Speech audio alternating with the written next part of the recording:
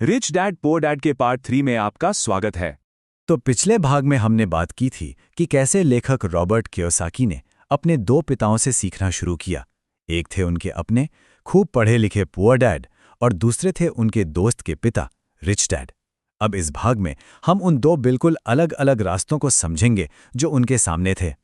यही तो इस पूरी कहानी का दिल है। एक तरफ थे एक डैड जिनका कहना था पैसे के मामले में सेफ खेलो, कोई रिस्क मत लो, और दूसरी तरफ थे वो जो कहते थे रिस्क को मैनेज करना सीखो। समझिए, ये सिर्फ दो अलग अलग सलाह नहीं थी, ये तो पूरी पूरी दो अलग दुनियाएं थी। और हाँ, ये कोई छोटा मोटा फर्क नहीं था। ये दुनिया को देखने के, पैसे को समझने के बिल्कुल अलग अलग नजरिए थे। और इन्हीं फलसफों ने, इन्हीं फिलॉसफीज ने लेखक की पूरी जिंदगी को शेप कर दिया। तो चलिए देखते हैं कि रोजमर्रा की जिंदगी में ये सोच आखिर दिखती कैसी थी। अब यहां देखिए, सोच का फर्क कितना कितना गहरा था। एक तरफ थे पुअर डैड जो कहते थे मैं इसलिए अमीर नहीं हूं क्योंकि मेरे पास तुम बच्चे हो। वहीं दूसरी तरफ रिच डैड का कहना था मुझे अमीर बनना ही होगा क्योंकि मेरे पास तुम बच्चे हो। देखा, एक ही सिचुएशन पर मोटिवेशन बिल्कुल अलग। एक के लिए घर सबसे बड़ा इन्वेस्टमेंट था, सबसे बड़ी संपत्ति। दूसरे के लिए वो एक लायबिलिटी थी। एक ने डिनर टेबल पर पैसे की बात को मना किया हुआ था, दूसरे तो खाने पर ही बिजनेस और पैसे की बातें करते थे। और सबसे बड़ी बात, उनके लफ्जों की ताकत।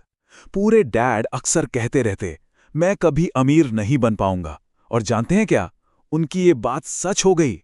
लेकिन रिच डैड, चाहे उनकी जेब खाली भी हो, वो हमेशा कहते थे मैं एक अमीर आदमी हूं। उनकी सोच, उनकी बातें आखिर में उनकी सच्चाई बन गई। तो चलिए पहले रास्ते को आराम से समझते हैं। रास्ता नंबर 1, नौकरी की सुरक्षा। ये वो रास्ता था जिस पर लेखक के पढ़े लिखे लेकिन फाइनेंशियली स्ट्रगल कर रहे पुअर डैड चलते थे।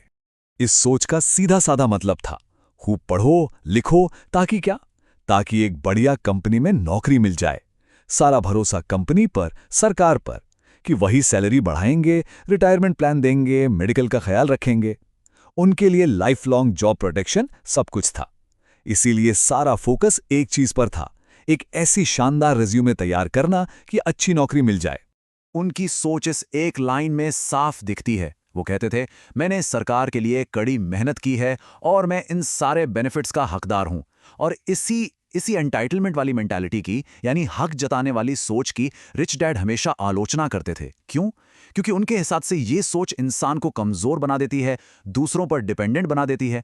तो ये था एक रास्ता। अब आते हैं दूसरे रास्ते पर, बिल्कुल अलग। ये रिच डैड का रास्ता था, फाइनेंशियल फ्रीडम का रास्ता। वो रास्ता जिस पर कम ही लोग चलते हैं। यहां भी कहा जाता था कि खूब पढ़ो, लेकिन इसलिए नहीं कि कंपनी में नौकरी मिले, बल्कि इसलिए कि एक दिन कंपनी खरीद सको। फर्क देखिए, जॉब सीकर नहीं, जॉब क्रिएटर बनो। यहां भरोसा खुद पर था, टोटल फाइनेंशियल सेल्फ रिलायंस। सबसे जरूरी था यह सीखना कि पैसा आखिर काम कैसे करता है ताकि वो आपके लिए काम कर सके। और उनका सबसे सबसे पावरफुल मंत्र तो यही था, मैं पैसे के लिए काम नहीं करता, पैसा मेरे लिए काम करता है। समझ रहे हैं? उन्होंने पूरा का पूरा गेम ही पलट दिया था। पैसे के गुलाम नहीं, मालिक बनो। और रिच डैड ने एक और बहुत बहुत गहरी बात समझाई थी। उन्होंने कहा देखो, ब्रोक होने में और पुअर होने में जमीन आसमान का फर्क है। ब्रोक यानी कंगाल होने का मतलब है आज जेब में पैसा नहीं है, ये टेम्परेरी है, कल आ जाएगा। लेकिन पुअर, गरीब होना, वो एक माइंडसेट है, एक सोच है, और वो इटर्नल है, वो हमेशा साथ रहती है। तो अब सिचुएशन ये थी, लेखक सिर्फ 9 साल के और उनके सामने दो रास्ते, दो फिलॉसफीज।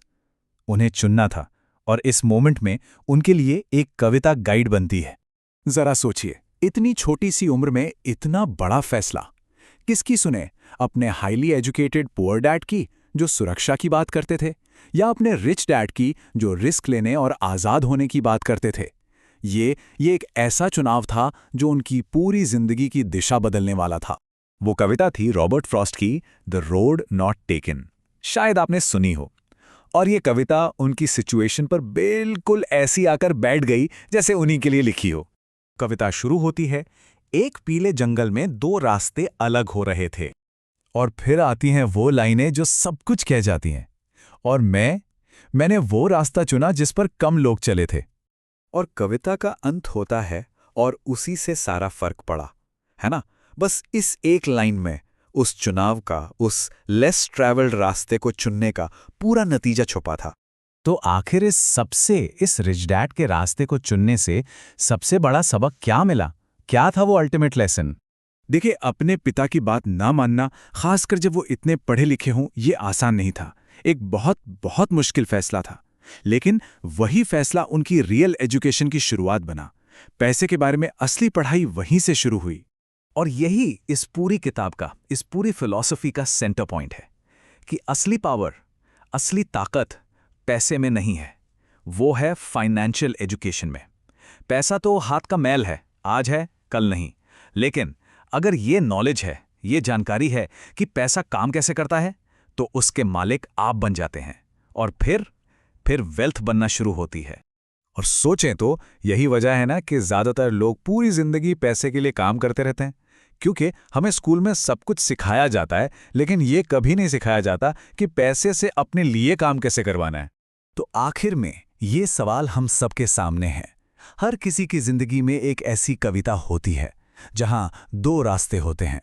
तो सवाल ये है कि हमारी जिंदगी की कविता कौन सा रास्ता चुनेगी? वो जिस पर भीड़ चल रही है, या वो जिस पर कम लोग चले हैं लेकिन जिससे सारा फर्क पड़ता है?